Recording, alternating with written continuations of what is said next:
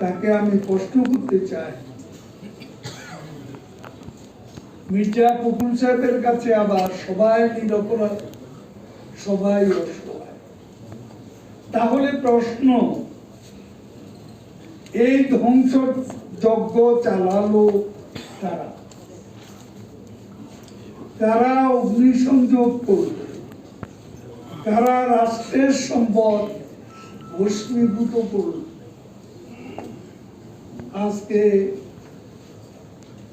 বাংলাদেশে যে নারকীয় ধ্বংসযজ্ঞ চালানো হয়েছে, এগুলা কারা করেছে?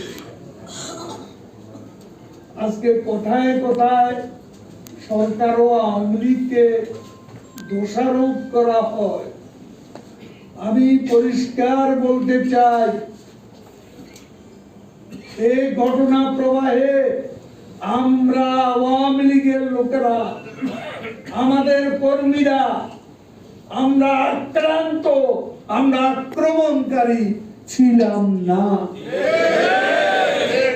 এখন অপবাদ দেওয়া হচ্ছে আক্রান্তদের।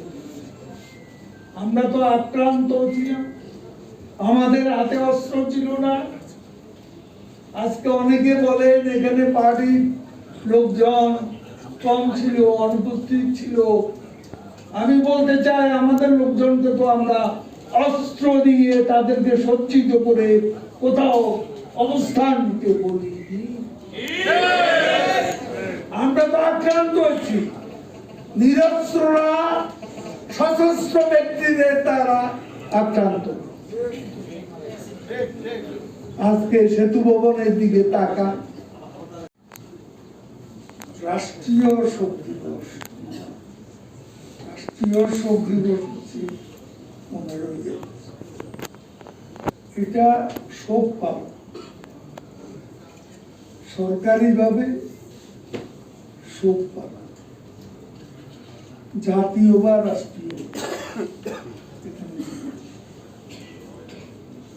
এসব শব্দ ব্যবহার হয়নি। তো যাক, আমি আমাদের কেন্দ্রীয় নেতৃবৃন্দ আছে,